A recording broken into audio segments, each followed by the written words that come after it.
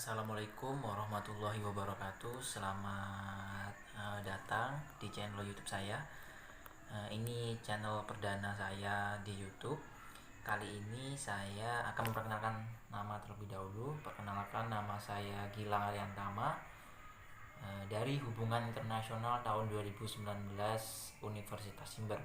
Nah, di video saya yang pertama ini saya akan sedikit memberi ulasan, review dan juga opini tentang pemikiran politik Islam dua tokoh pembaharu, yakni Muhammad Abduh dan juga Muhammad Rashid Ridha, yang tentunya kita pernah mendengarnya ya. Kali ini di review yang pertama yaitu tentang pemikiran dari Muhammad Abduh. Nah, sebelum kita mereview, alangkah baiknya kita mengenal sedikit tentang Muhammad Abduh. Siapa sih Muhammad Abduh itu? Muhammad Abduh merupakan seorang ulama dan juga dosen di Universitas Al-Azhar pada waktu itu. Beliau terkenal karena pemikiran beliau dalam politik Islam untuk memperbaharui kembali agar umat Islam itu bisa bangkit dari keterpurukan pada zaman itu, di mana umat Islam mengalami masa yang disebut dengan masa kemunduran. Nah, dari beberapa jurnal yang telah saya baca, baik itu internasional maupun jurnal dalam negeri, serta beberapa video yang membahas tentang pemikiran dari Muhammad Abduh, di sini saya mendapat beberapa kesamaan atau beberapa inti dan beberapa poin yang didapatkan tentang pemikiran dari si Muhammad Abduh. Jadi Muhammad Abduh ini memiliki pemikiran bahwa umat Islam itu harus meninggal, maksudnya harus. Jadi saya sedikit mereview dari pemikiran Muhammad Abduh. Beliau itu dalam menggerakkan umat Islam pada waktu itu ternyata secara berangsur-angsur.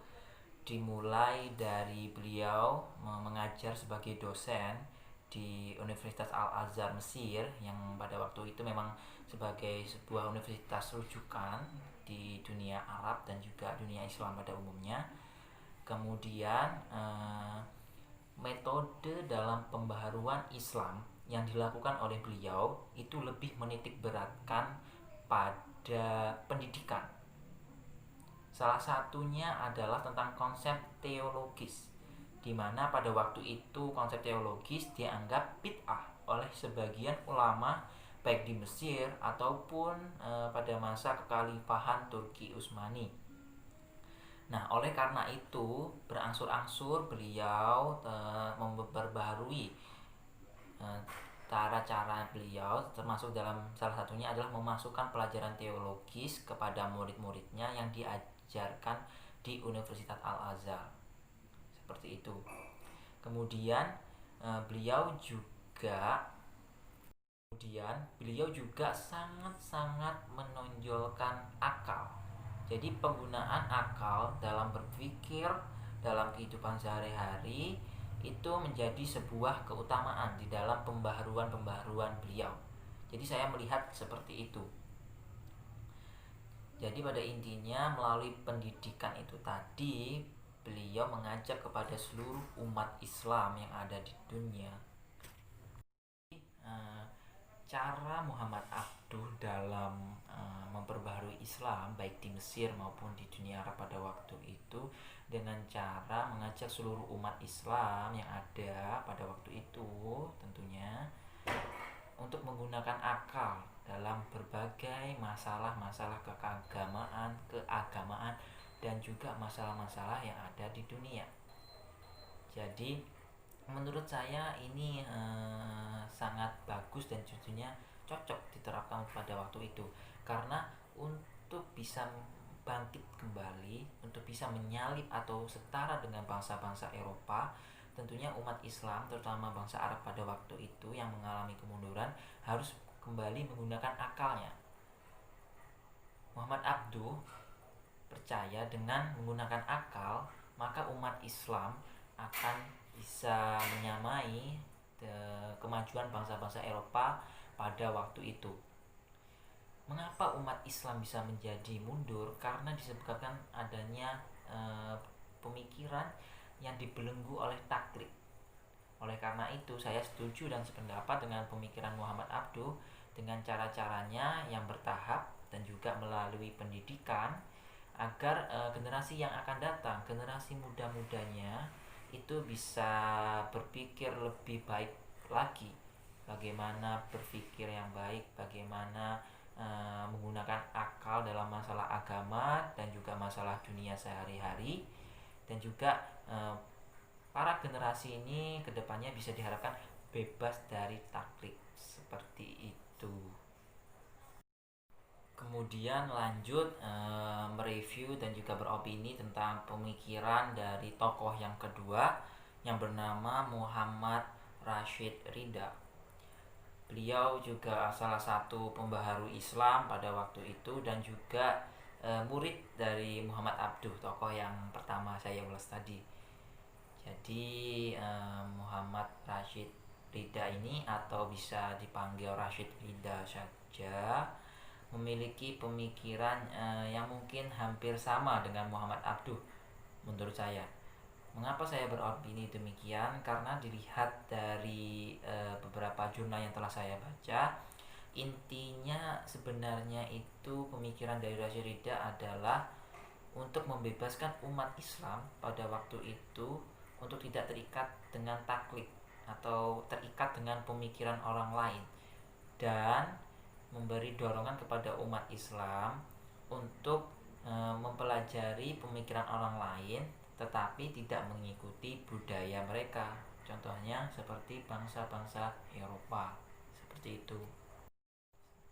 Jadi umat Islam itu harus menggunakan akal dalam berpikir. Jadi umat Islam itu tidak boleh taklid atau terikat dengan pemikiran orang lain secara membabi buta, tapi juga harus toleran atau terbuka dalam menggali dan juga menyerapi pemikiran-pemikiran orang lain tanpa melakukan liberasi pada diri sendiri.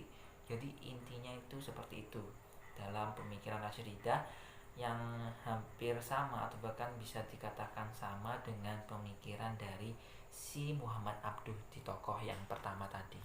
Jadi dari beberapa jurnal yang saya dapatkan tentang pemikiran dari Rashid Ridha, bahwasanya dalam melakukan pembaharuan ini beliau juga seperti Muhammad Abduh melalui pendidikan dan juga kebudayaan. Namun ada satu yang berbeda, melalui politik tentunya.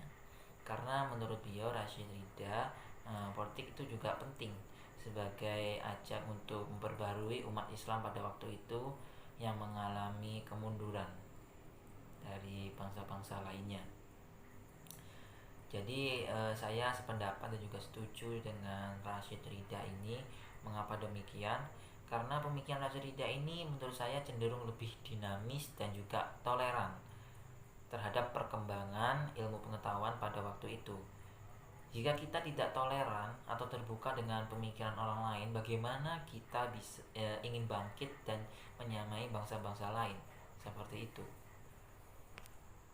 Dari kedua tokoh tersebut, baik dari Muhammad Abduh maupun dari Muhammad Rashid Ridha atau Rashid Ridha, intinya itu mereka berdua sama-sama ingin Islam yang bentuknya rasional. Mengapa harus rasional? Karena mereka adalah pembaru Islam pada waktu itu. Islam pada waktu itu telah mengalami kemunduran dari bangsa-bangsa barat, terutama dalam hal ilmu pengetahuan. Jadi dengan penggunaan akal dan juga rasional dalam kemajuan Islam, dalam pembaruan Islam, tentunya dapat mengubah umat Islam, diharapkan dapat mengubah umat Islam ke depannya nanti itu bisa lebih terbuka terhadap ilmu pengetahuan. Jadi kita bisa lebih maju dengan ilmu pengetahuan dan kita bisa menyamai bangsa-bangsa Eropa, seperti itu. Jadi pada intinya adalah Islam yang lebih rasional, dan yang terpenting adalah lebih toleran atau terbuka terhadap pemikiran-pemikiran orang lain, seperti itu. Sekian mungkin review singkat dari saya kali ini. Mohon maaf sebelumnya jika ada salah kata, salah pengucapan, mohon dimaafkan. Terima kasih telah menonton video saya. Jangan lupa subscribe dan like. See you.